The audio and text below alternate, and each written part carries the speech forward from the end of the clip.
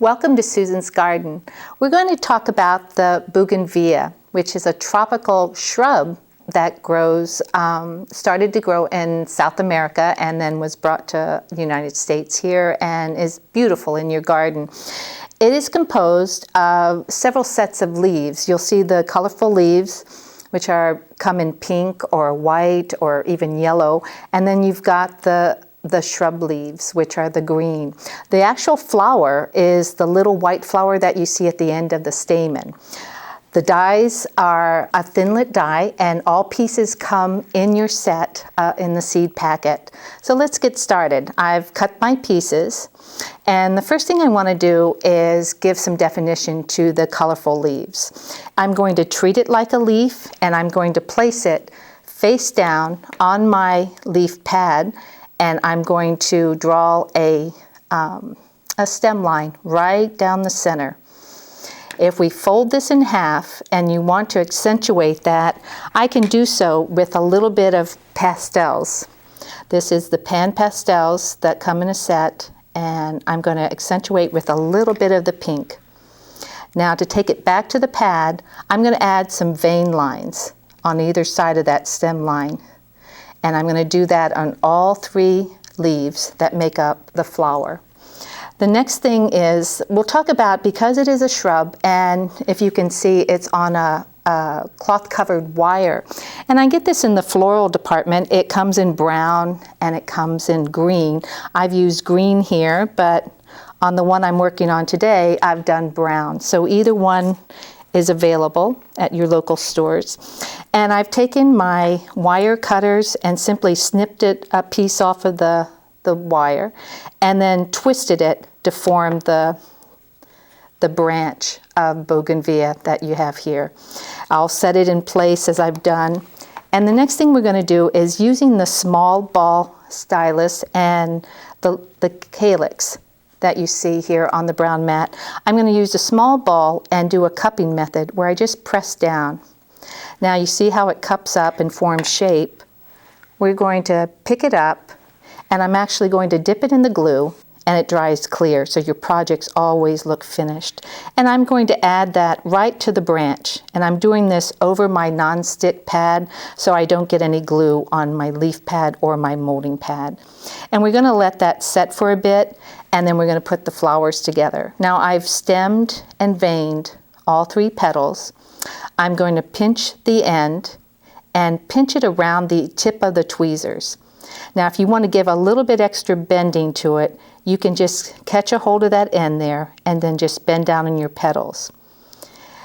The stem end is then glided through the glue. You can see about that much is on there. And then on a calyx that I already had in place here, I'm going to place that right there. And I'm actually going to give like a little sliding motion so it adheres quite nicely. And then I'll do that with all three petals. These are already formed. I'm going to also glide them through the glue. And I'm going to put two, and then one more, three. And that sets the leaves for the colorful leaves. Now let's go back over here to the pad. You'll see there's the stamen, and what I'm going to do is, I want it a little bit more fringed, as you can see on that one there. So the dies, there's only so much that you can't go too tiny, so we are going to use the scissors that come in the toolkit and just cut those filaments in half. And it makes them a little bit thinner. Now if you grab the end, if you can see that little end there that pokes out, it's a little bit of a tab. Take your tweezers and grab a hold of it, and you're going to roll towards the opposite end. Then I'm going to take a toothpick, and I'm going to apply a little bit of glue right there on the end, and I'm going to complete the roll to the glue, and I'm going to glide it around my hand a few times, remove my tweezers, and just while I'm pinching that end, I'm going to fan out those filaments. Isn't that pretty? So the next thing I'm going to do is, I'm going to transfer to the tweezers again, and I'm going to just lightly dip those ends into the glue. So I've I've added. Don't go too crazy, but there's the white glue.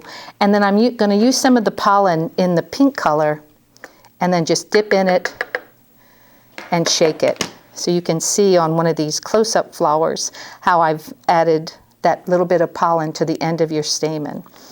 If you then take and hold at the top there, you can dip the base into the glue and add it right to the center of the flower.